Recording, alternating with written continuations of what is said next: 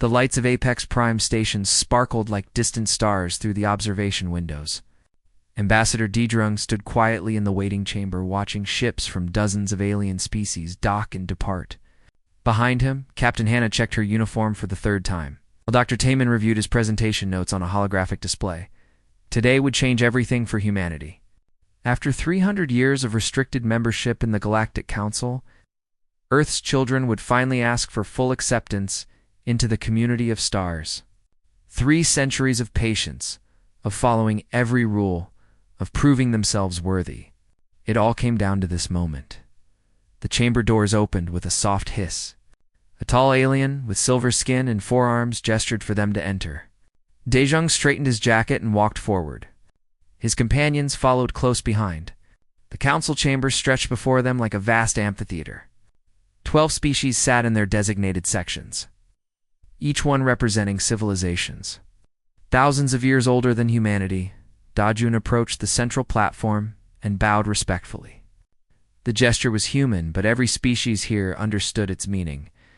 Captain Hannah and Dr. Taman took their positions at smaller podiums to either side.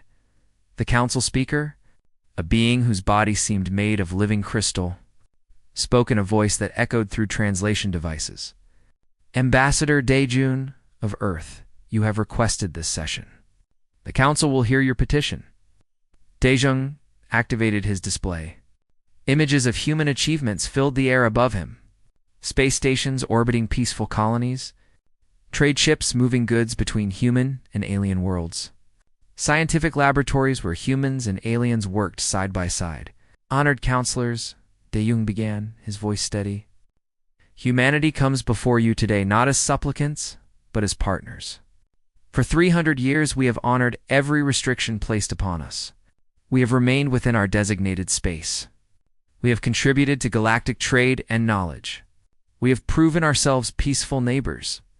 Dr. Taman took over, displaying charts and figures. Human scientists have shared 73 major discoveries with the galactic community. Our medical research has saved lives across 15 species. Our engineering innovations have improved ship efficiency by 40%. Captain Hannah spoke next, her military bearing evident in every word. Human security forces have never initiated conflict with any council species. We have defended our borders without expansion. We have honored every treaty and agreement. The presentation continued for nearly an hour. When it ended, silence filled the chamber. Several counselors seemed impressed. Others appeared thoughtful. But one section of the chamber radiated hostility. Counselor Vrechtel of the Morvian Empire rose from his seat. His species resembled massive reptiles, with scales that shifted between green and black. His eyes fixed on Dedrung with obvious contempt. The council recognizes Counselor Vrechtel, the speaker announced. I must voice concerns, Vrechtel said, his translator giving his words a harsh edge. We have reviewed human history extensively. Your species has a documented record of extreme violence. Your own planet witnessed countless wars before you achieved space travel. Millions of your own kind died by your own hands. Murmurs spread through the chamber. Other counselors leaned forward with interest. Vrechtel continued. Furthermore, human psychology shows dangerous instability. You experience emotions with intensity unknown to most rational species. Anger, fear, hatred. These emotions drove your wars. What guarantee do we have that such instability will not resurface? Dedrung felt Hannah tense beside him, but he remained calm. Counselor Vrechtel raises valid points about our past. Yes, humanity has known war. Yes, we have struggled with our own nature. But is that not true growth? To recognize our flaws and choose to overcome them? Choose. Vrechtel's laugh was cold. Or simply wait for the right moment to reveal your true nature. Another counselor stood. This one belonged to the Quiller, a species known for pure logic and reason. Their bodies were thin and tall, with multiple eyes that could see in many spectrums. This was Counselor Threnix. The council recognizes Counselor Threnix, the speaker said. I have studied human history with great interest, Threnix said, his voice measured and analytical. Counselor Vrechtel is correct about humanity's violent past. However, he ignores an important pattern. Humans do not merely suppress their aggressive instincts, they redirect them. Human competitive spirit now drives their scientific advancement. Their survival instincts now protect their allies. Their warrior culture now produces peacekeepers. Threnix turned to address the full council. 300 years of peace is not coincidence. It is choice. That makes humanity either extraordinarily disciplined or extraordinarily deceptive. I propose we grant them provisional full membership and observe which is true. Debate erupted across the chamber. Some counselors supported humanity. Others shared Rectal-esque concerns. The arguing continued for hours. Finally, the speaker called for order. Compromise has been proposed, the speaker announced. Humanity will receive provisional full membership. All restrictions will be lifted. However, any act of military aggression against a council species will result in immediate expulsion and potential quarantine of human space. Ambassador Daejung, does humanity accept these terms? Daejung looked at his companions. Hannah nodded slightly. Taemin gave a small gesture of agreement. They had discussed this possibility. It was not what they hoped for, but it was progress. Humanity accepts, Daejung said clearly. Then let it be recorded, the speaker declared. Humanity is granted provisional full membership in the Galactic Council, effective immediately. The session ended. As the counselors departed, Daejung felt relief wash over him. They had done it. Not perfectly, but they had moved forward. Threnix approached as the chamber emptied. His multiple eyes studied Daejung with what might have been curiosity. Ambassador, I voted in your favor because I believe in potential, Threnix said. But I must ask something that troubles my analytical mind. There are stories about your species, old reports from first contact teams. They describe humans as having two states of being, normal and something else.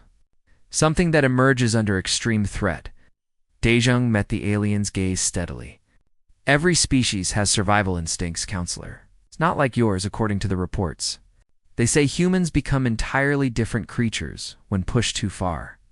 That your reason gives way to something ancient and terrifying. Is this true? Daejung was quiet for a moment. Then he spoke carefully. Counselor Threnix, I hope you never have to find out. I truly do. Threnix studied him a moment longer, then departed without another word. Hannah moved beside Daejung as they watched the Quiller leave. That sounded like a warning, she said quietly. It was, Daejung replied. Let us hope they remember it. They left the chamber together, unaware that Counselor Vrektal watched from the shadows, his eyes burning with hatred and something worse. He had not accepted this outcome. Not at all. 6 months passed like a peaceful dream. Human ships traveled freely through Council space now. Trade flourished. Scientists exchanged data. Young humans studied at alien universities while alien students came too. Earth Ambassador Daejung watched it all with cautious optimism.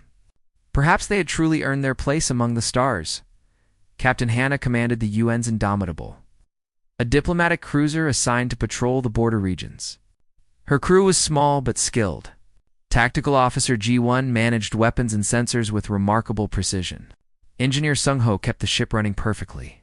Dr. Youngmi handled medical duties and doubled as a xenobiology specialist. They were good people, and Hannah trusted them completely. The Indomitable drifted through space near the frontier colonies. These were new worlds, where human families built farms and cities under alien suns. Children born here had never seen Earth. They were the future, born among the stars. Gi-1's console beeped suddenly. Captain, I'm receiving a distress signal. It's from the colony on New Haven. Hannah straightened in her chair. Put it through. Static filled the bridge, then a terrified voice. This is New Haven. We're under attack.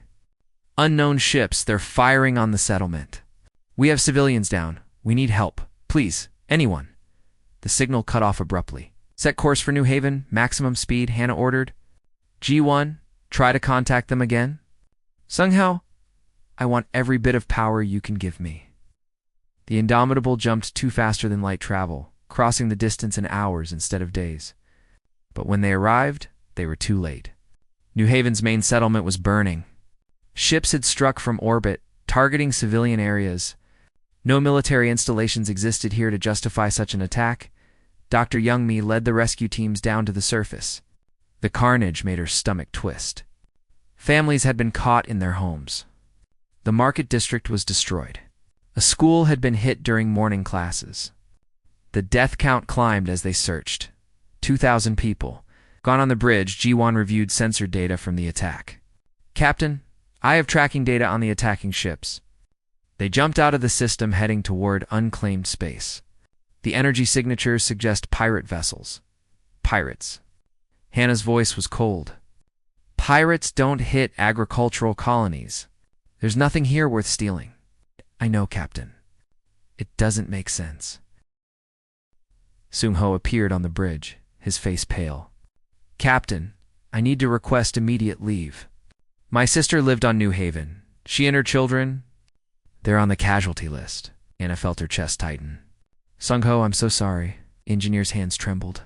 Who would do this? Why would anyone attack families? Nobody had an answer. Over the next 3 weeks, the attacks continued. 4 more colonies were hit. The tactics were always the same. Strike from orbit, target civilians, disappear into deep space. The death toll climbed to 15,000. Human space filled with fear and growing rage. Captain, Hana sent regular reports to Ambassador Daejung on Apex Prime.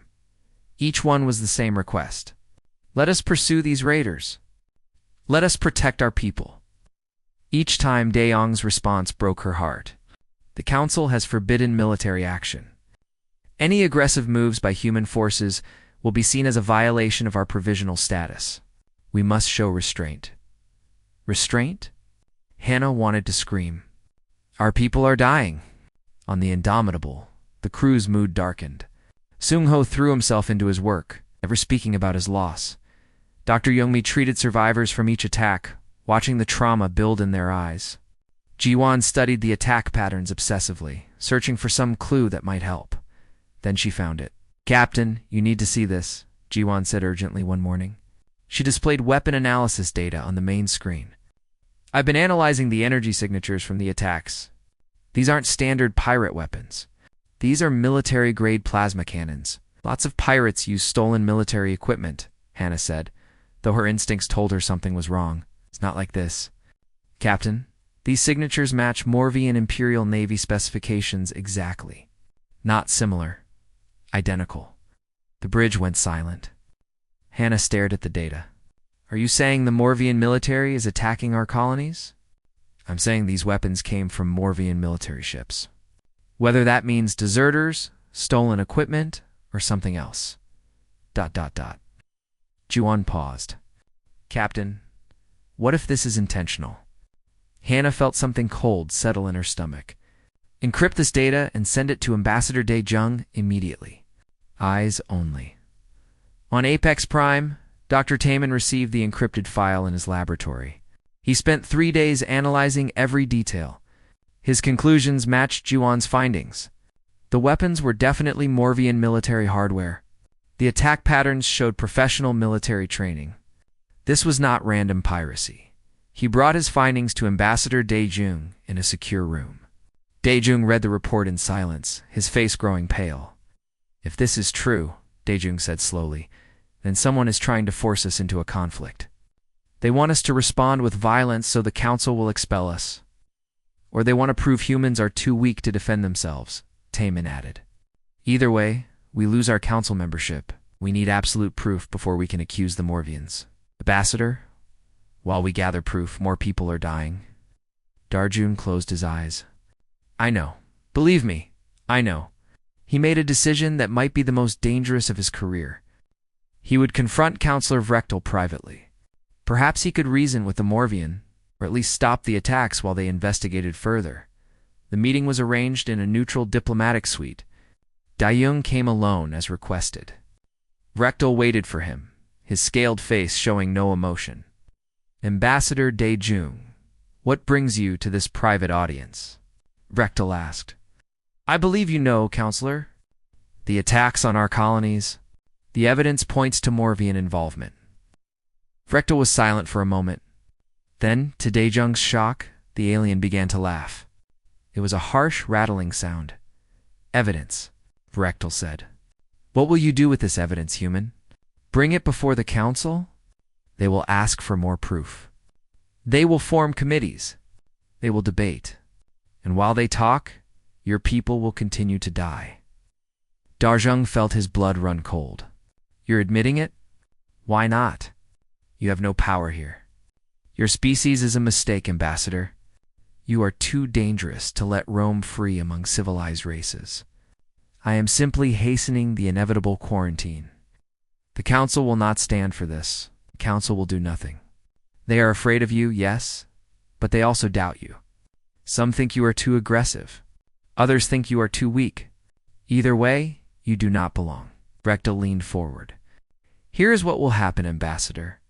Either you respond with violence and prove you are savages, or you do nothing and prove you are cowards. Either way, humanity loses. Before Daejung could respond, alarms began blaring throughout Apex Prime. Emergency broadcasts filled every screen and speaker. Morvian warships had appeared throughout Council space. The largest fleet surrounded Earth. On the command channel, Rectal's voice addressed the galaxy. Humanity has become a threat to galactic peace. The Morvian Empire acts to contain this danger. Humans must renounce Council membership and accept permanent quarantine. If they refuse, we will destroy Earth's orbital habitats. 5 million human civilians will die. You have 12 hours to decide. Daejung stared at Rectal in horror. You're mad. No, Ambassador. I am simply removing a cancer before it spreads. Choose wisely. Aboard the Indomitable, Captain Hannah received the emergency broadcast. Around her, the crew stood frozen. Dr. Youngmi's face went white. Her parents lived on one of those orbital stations. Suncho's hands gripped his console. Orders, Captain? Hannah looked at her crew. She saw fear in their eyes, but she also saw something else. Something old and dangerous rising to the surface. She had felt it herself, growing stronger with each attack, each death, each insult. Why not said quietly, send a coded message to all human vessels. Authorization code, Hannah 77 read. Gosh. Guan's fingers moved across her controls. Then she stopped, staring at her screen. Captain, that code hasn't been used in 300 years. I know. It means total war. I know. Across human space, every ship received the same message. Merchants, colonists, scientists, civilians, all of them heard the code and understood. The age of patience was over. The Galactic Council convened an emergency session. Counselors from every species watched the crisis unfold in real time. Morvian warships held position around Earth, weapons armed and ready. The ultimatum stood. Humanity had hours to surrender or watch millions die. Ambassador Daejung stood before them all. His uniform was perfectly pressed. His face showed no emotion, but every being in that chamber could feel something radiating from him. Something that made their ancient instincts whisper warnings. Counselors? Daejung said, his voice carrying across the vast space. You asked humanity to prove ourselves worthy. We showed you peace. We showed you cooperation. We showed you patience. Counselor Rectal has rejected all of that. He has murdered our people. He has threatened our homeworld. He believes he has given us an impossible choice. Daejung paused. He is wrong. The choice is very simple. Ambassador, the speaker said nervously, please consider carefully. Military action against a council species will result in your expulsion. Expulsion. Daejung laughed, and the sound made several counselors flinch. Counselor Rectal has declared war on humanity. He has murdered 15,000 of our people and threatens 5 million more. And you speak of expulsion?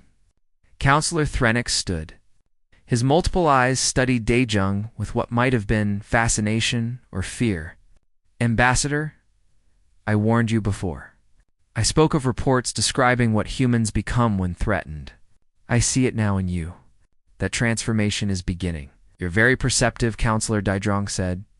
You wanted to know if humans truly change when pushed too far? Vrektal has decided to show you. Far above Earth, the Morvian siege fleet maintained their positions. 100 warships, each one a massive vessel bristling with weapons. The fleet commander reviewed his orders. If humanity refused surrender, he would fire on the orbital habitats. Simple, clean, effective. Sensors detected ships approaching. Human vessels responding to the crisis. The commander counted them. 30 ships. He almost laughed. His fleet outnumbered them more than 3-1. This would be over quickly. Captain Hannah stood on the bridge of the Indomitable. Around her, Ji-1, Sung-Ho, and Young-Mi worked with absolute focus. They had trained for this scenario in simulations. Every human officer had, but none of them thought they would ever need to use it. All ships report ready.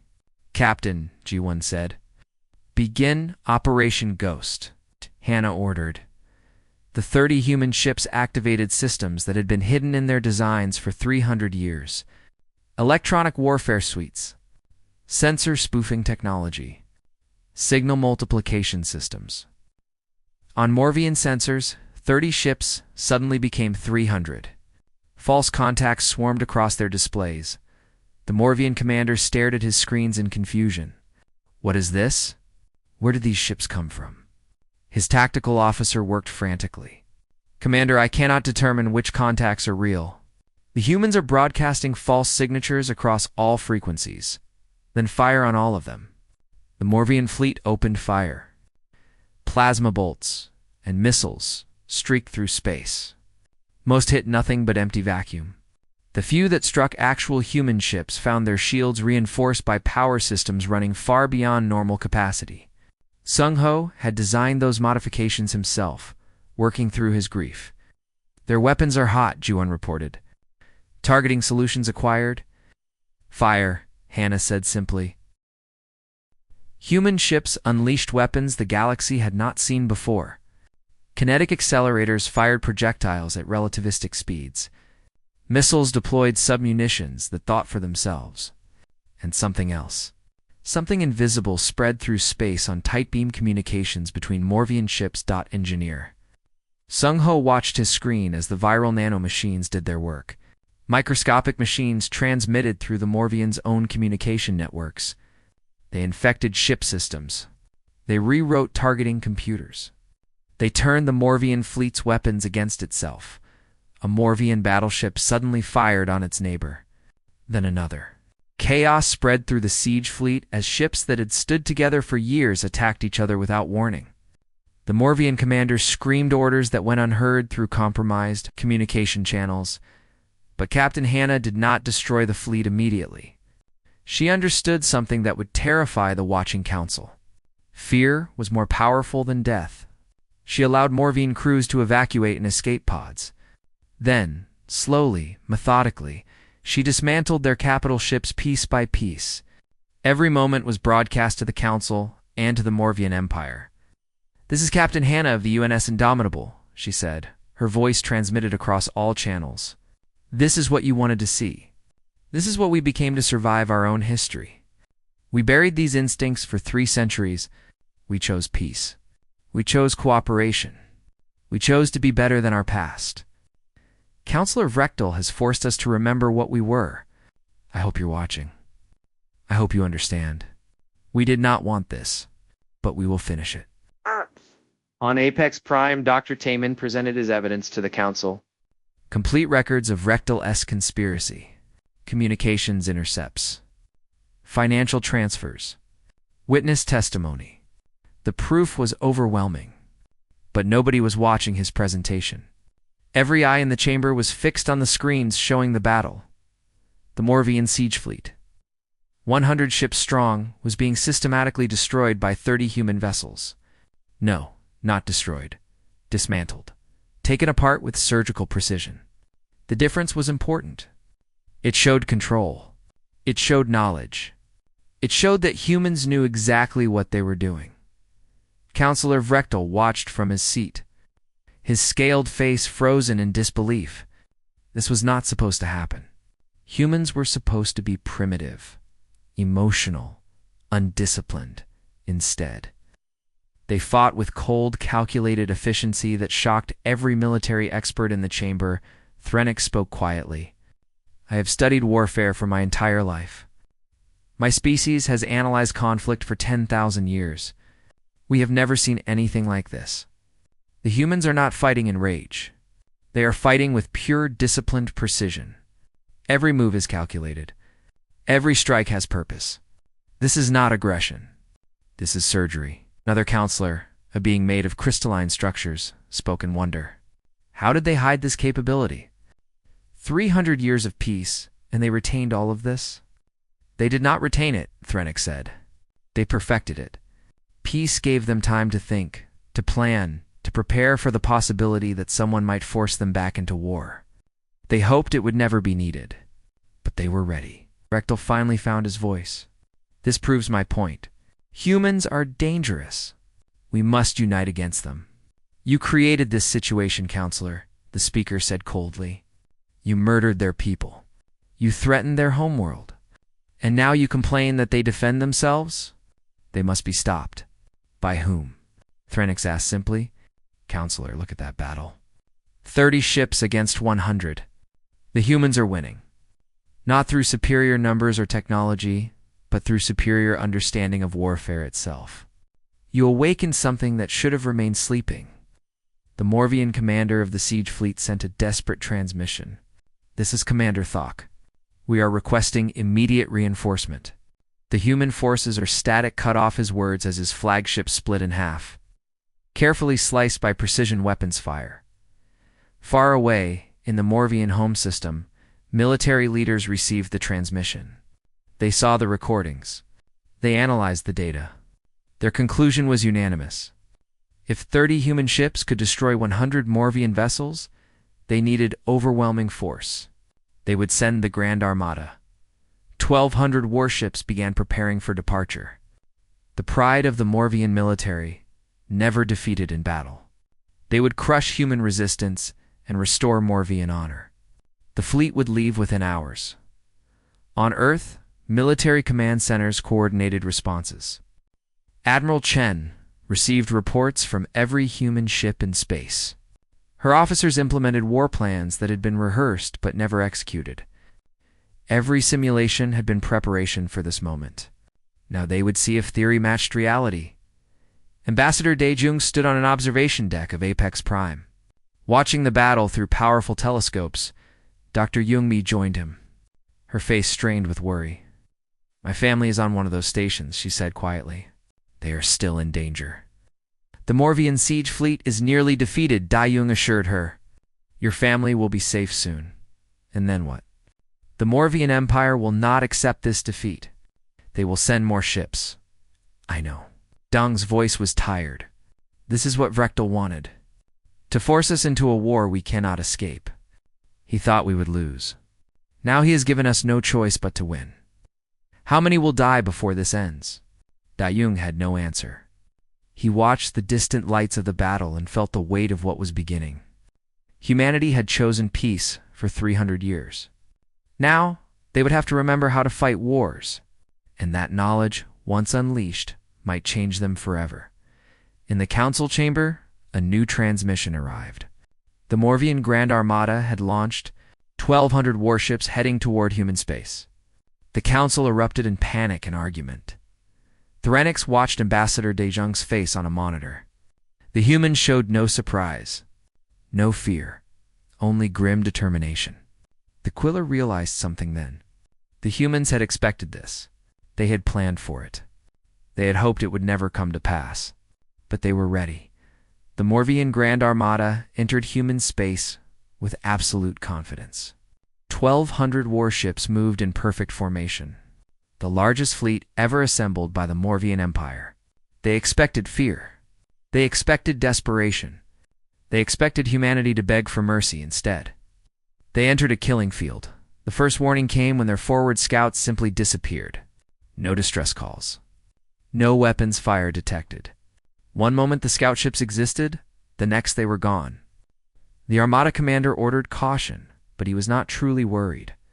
What could human forces do against such overwhelming numbers? He learned the answer 3 hours later when something struck his flagship. Not a weapon. An asteroid. A simple rock, but one accelerated to 95% of light speed. The impact vaporized half his ship in an instant. The shockwave disabled a dozen vessels nearby. Possible. The commander shouted as he transferred command to a secondary ship. Those projectiles would take weeks to accelerate. How did they know we were coming? Tactical Officer G1 could have answered him. Humanity had launched those projectiles 2 weeks ago from deep space accelerators.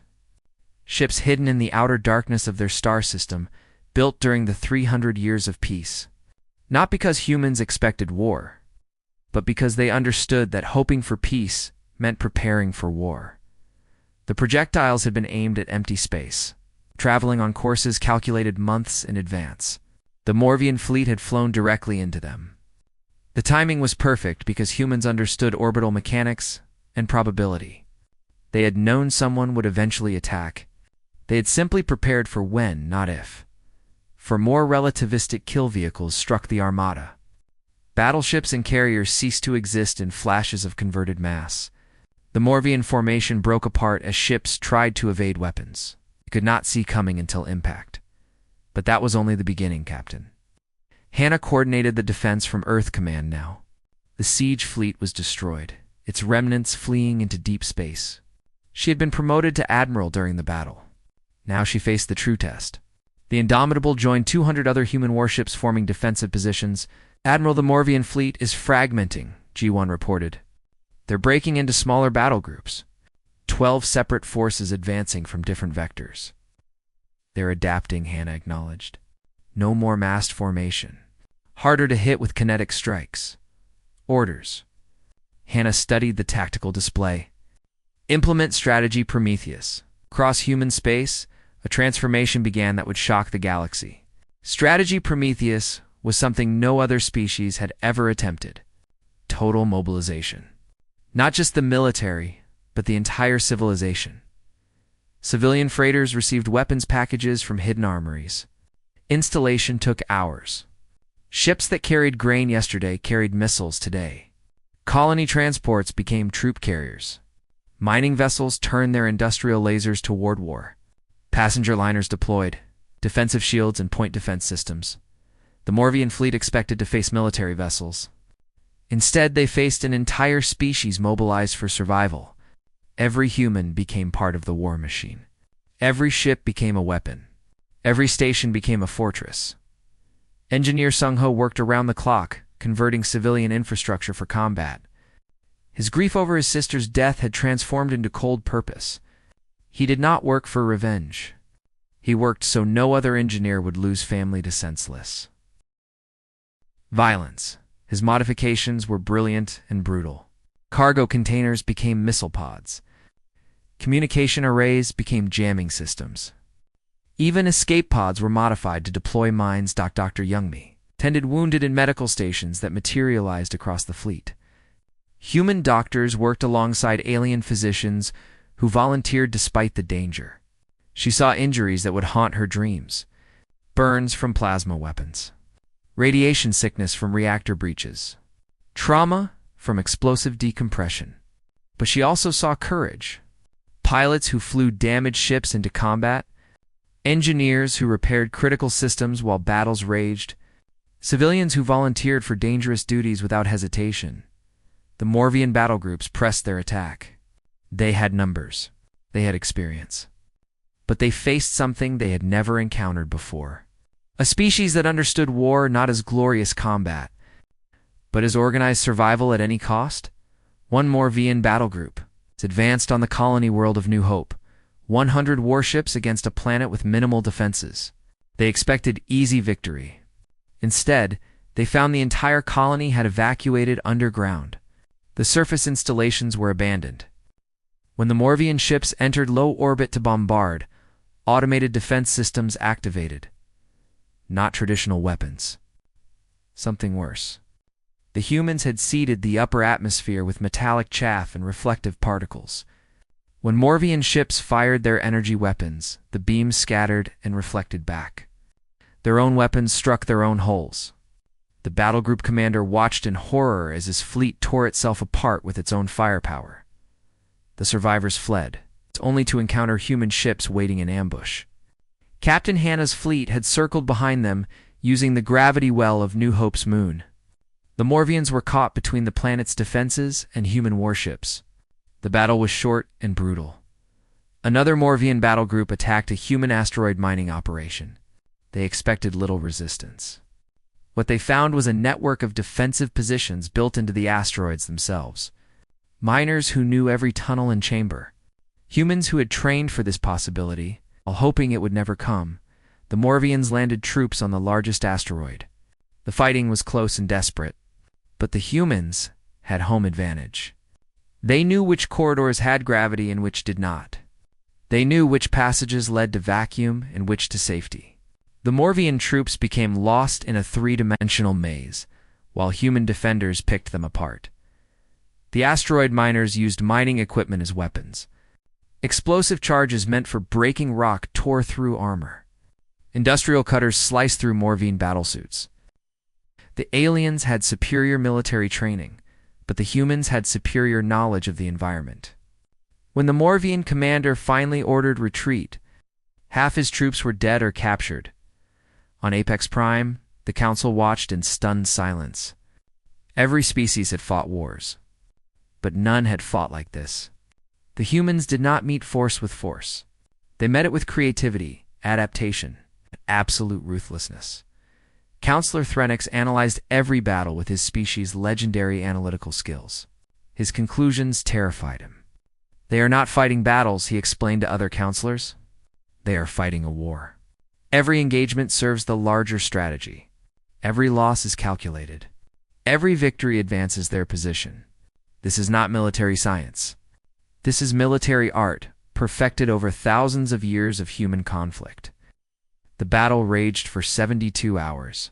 12 Morvian battle groups, 100 ships each, against 200 human military vessels and thousands of converted civilian craft. The mathematics should have favored the Morvians, but mathematics did not account for 300 years of human planning, for training that every ship captain received, for simulations run countless times.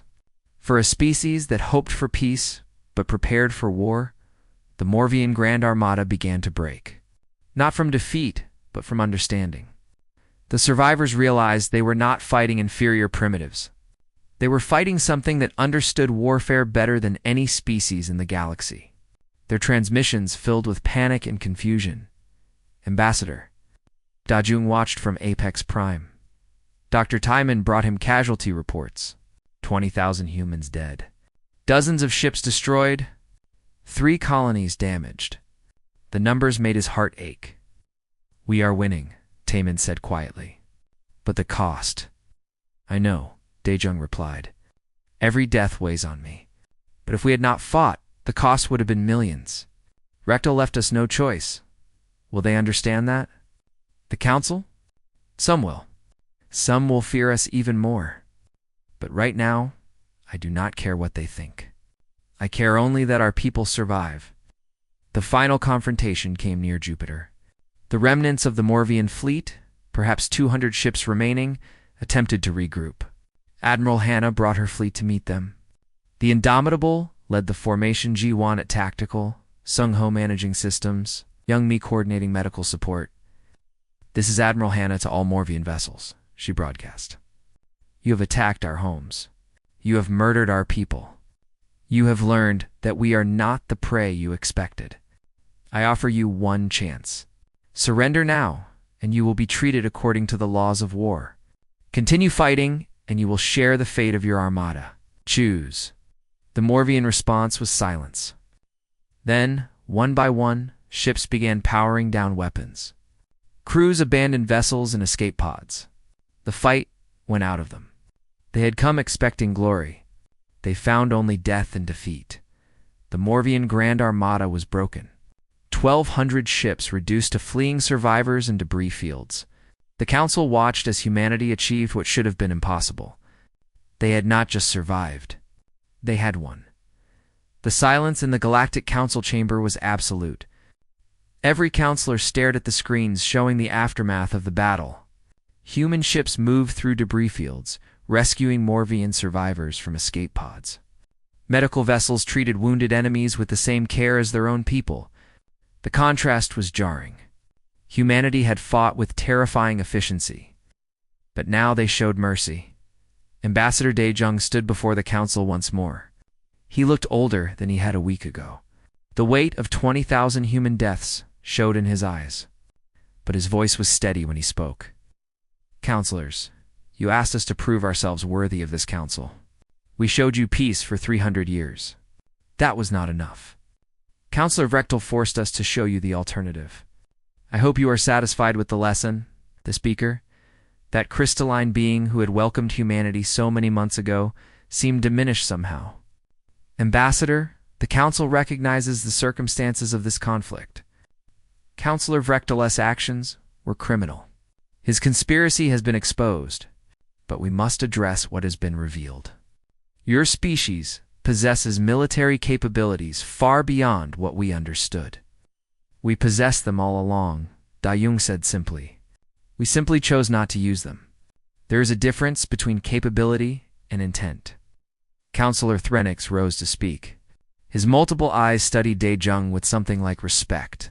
The Quiller have studied war for 10,000 years. We approach it as pure science, without the burden of having to actually fight. In all our research across 63 species, we have never encountered a civilization like humanity. Because we are aggressive? Another counselor asked nervously. Threnix said. Because you understand something the rest of us do not. War is not about destruction. It is about will. You did not merely defeat the Morvian armada. You broke their will to fight, while preserving the possibility of future peace. You showed mercy to defeated enemies. You rescued survivors. You followed laws of war that most species only pretend to honor. He turned to face the full council. Humanity is not dangerous because they fight well. They are dangerous because they understand why they fight. They know the cost. They know the horror. And they choose peace anyway, not from weakness, but from wisdom. That makes them either the most civilized species in the galaxy or the most terrifying, perhaps both. The vote was called. Humanity's status would be decided once and for all. Permanent membership or expulsion. There was no more middle ground. One by one, species cast their votes. The Quiller voted for humanity. The crystalline beings voted for humanity. Even species that had opposed them before now voted yes. Fear had transformed into respect, or perhaps something more complex. The realization that humanity could destroy them, but chose not to. The Morvian seat sat empty. Counselor Vrechtel had been arrested hours after the conspiracy was exposed. His species would face sanctions and reparations. Their military would be restricted. The cost of one individual's hatred would burden an entire civilization for generations. The final count was unanimous. Humanity was granted permanent, unconditional membership in the Galactic Council. No restrictions. No probation. Full partnership. Daejung accepted the decision with a simple bow. No celebration. No triumph. He had one, but the cost made victory hollow. 20,000 dead could not celebrate with him. In the weeks that followed, human space began to heal. Captain Hannah was promoted to admiral. She accepted the honor without joy. Command of the fleet meant responsibility for every death, every loss. She visited hospitals where wounded crew recovered. She attended memorial services for the fallen. She wrote personal letters to families who had lost loved ones. Tactical. Officer G1 received commendations for her innovations during the battle. Her electronic warfare techniques were being studied by military academies across human space. She deflected praise. I did what was necessary. Nothing more. Engineer Sun Ho took extended leave to visit his sister's grave on New Haven. The colony was being rebuilt. Families were returning. Children played in parks that had been battlefields. Life was stubborn. It persisted even after horror. He stood at the memorial wall, reading names. So many names. His sister's name? His nephew and niece? Their friends and neighbors. All gone because of one alien's hatred. A young girl approached him, maybe 7 years old. "Are you looking for someone?" she asked. "My sister," Sung-ho said quietly. "She lived here." "My mom is on the wall too," the girl said. She pointed to a name. "But Dad says she's also in the new gardens they're planting. We're planting a tree for everyone who died. That way they're still part of the colony." Sung-ho looked at the child. She had lost her mother, but still found hope. Maybe that was humanity's real strength. Not the ability to fight, but the ability to continue despite loss. Dr. Young-mi published a comprehensive study on combat trauma and recovery. Her work during the war had given her insights that no textbook could provide. She shared everything with alien medical professionals. Species that had never experienced war like humans fought it now learned from human understanding of psychological wounds. Her paper was translated into 43 languages and became required reading at medical schools across the galaxy. She also reunited with her family. Her parents had survived on their orbital station, sheltered by the defending fleet. Their reunion was tearful and joyful, but Young-mi noticed changes in them. They looked at the stars differently now. Everyone who had lived through the war carried that change. The universe felt less safe, but somehow more precious because of its fragility. Dr. Taman returned to his research, but with a new focus. He began documenting everything about the war, not just the battles and strategies, but the reasons. Why it started, how it could have been prevented, what lessons must be remembered. He created an archive that would be mandatory study for every human child. "We must never forget what we are capable of," he told his research assistants. "Not the violence itself, but the choice. We chose peace for 300 years. We were forced back into war, but we chose mercy and victory. Those choices define us more than the weapons we built or the battles we won." 6 months after the war ended, a young diplomat from a newly contacted species approached Ambassador Daejung in the council halls. The alien was nervous, clearly struggling with a question. "Ambassador," the young diplomat said hesitantly, "I have heard stories about your people, about what happened with the Morvians. Is it true? Do humans really become something different when threatened?" Daejung had been asked this question before. By Counselor Threnix, a lifetime ago it seemed. He considered his answer carefully. "Every species has survival instincts," he said. "When threatened, any being will fight to live. But you are asking something more specific. Do humans change when pushed too far?" "Yes, we do. We remember things we would prefer to forget. We become capable of things we would rather never do again." The young diplomat listened intently. "But here's what you must understand," Darjan continued. "We also remember why we chose to change in the first place. 300 years ago, humanity looked at itself and did not like what we saw. We had nearly destroyed our own world through war and hate. We decided to be better. That decision was not easy. It was not natural. It required conscious effort every single day. And when the war came, we had to remember the old ways to survive. But we never forgot the new wisdom we had gained. We fought with everything we had learned from centuries of conflict. But we also showed mercy from centuries of peace. Both are part of who we are now." Don paused, looking out at the stars visible through the station windows. "I hope your species never faces the situation we did. I hope you never have to discover what you become when survival is at stake. But if you do, remember this. The measure of a civilization is not how well they fight. It is why they fight and what they choose to do after the fighting ends." The young diplomat bowed respectfully and departed. Daejung watched them go, then returned to his duties. Reports to file. Treaties to negotiate. The ordinary work of diplomacy that felt extraordinary after months of war. In the council chamber, a new memorial had been installed.